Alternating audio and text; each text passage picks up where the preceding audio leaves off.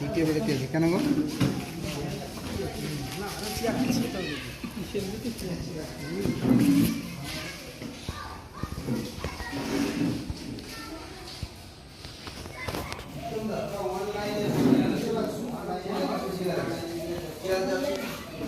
বায়ু দূষণ হচ্ছে, তার সাথে যদি আমরা এই ঘরের ঘরের এক বস্তা প্লাস্টিক আছে আমি পুড়িয়ে দিলাম, এরকম কিন্তু একটু একটু করে পরিমাণটা অনেক হতে পারে।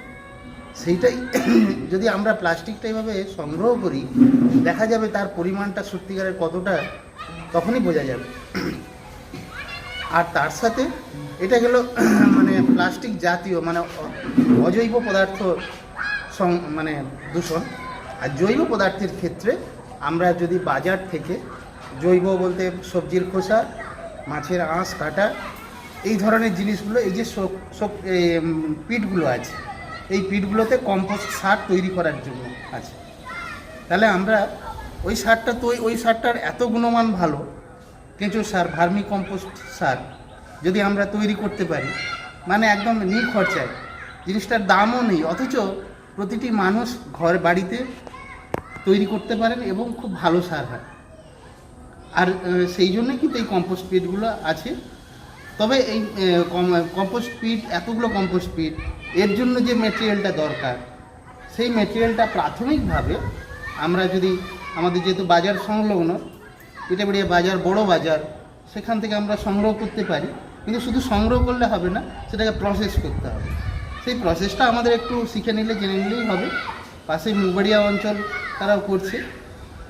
তবে যেটা সবথেকে বড় বিষয়, যে এই ইউনিটটা চালানোর ক্ষেত্রে যে খরচ, সেই খরচটা কিন্তু আমাদের গ্রাম পঞ্চায়েতের নিজস্ব ওন ফান্ড থেকেই একমাত্র সম্ভব।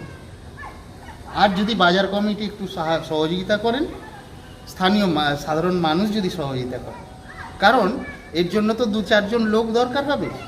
বা এই যে টোটো গাড়িগুলো আছে, গ্রামে গ্রামে টোটো গাড়িগুলো ঘুরবে, অন্তত প্লাস্টিক জিনিসটা সংগ্রহ করবে।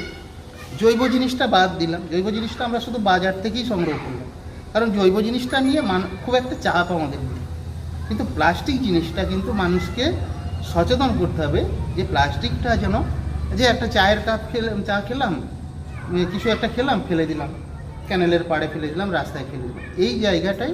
কারণ ওই টুকরো টুকরো জিনিসগুলোকে কিন্তু আর সংগ্রহ করা যাবে না, মানে কখনো বাস্তবে সম্ভব না। এই বিষয়টাতে একটা সচেতনতা এই টোটো গাড়ির মাধ্যমে, আমাদের বিডিও সাহেব বলেছেন যে টোটো গাড়িতে একটা অডিও রেকর্ডিং থাকবে, সচেতনতার বিষয়, মানুষকে সচেতন করার জন্য। বারবার বললে কিন্তু মানুষ সচেতন হবে, যে না সত্যি তো এরকম টুকরো টুকরো প্লাস্টিক চারদিকে ছড়িয়ে গেছে। মানে মাটি খুঁড়লেই বোঝা যাবে, জমিতে মাটি খুঁড়লেই বোঝা যাবে যে কীরকমভাবে প্লাস্টিক বেরোচ্ছে।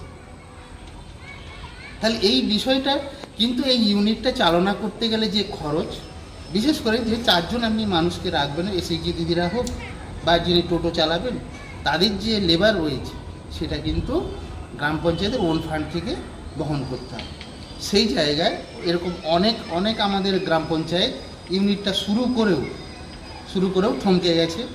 অথচ কিন্তু ডিএম থেকে, রাজ্য থেকে কিন্তু প্রচণ্ড চাপ, যে না কন্টিনিউ করতে। তাহলে সেক্ষেত্রে আমার মনে হয়, আমি ডিএম অফিসেও আমাদের যারা স্যারেরা আছেন তাদের সাথে আলোচনা করেছি, যে প্লাস্টিক জিনিসটা সংগ্রহ যদি আমরা করি, তাহলে অপেক্ষাকৃত অল্প খরচে আমরা ইউনিটটা রান করাতে পারব। প্লাস্টিকটা আমার দিনে দিনে সংগ্রহ করার দরকার হবে না, কিন্তু মানুষকে সচেতন করে দিতে হবে যে প্লাস্টিকটা যেন তারা এখানে ওখানে যত না ছড়িয়ে ফেলে। দোকানে হলেও দোকানে একটা বালতি রেখে দিতে হবে।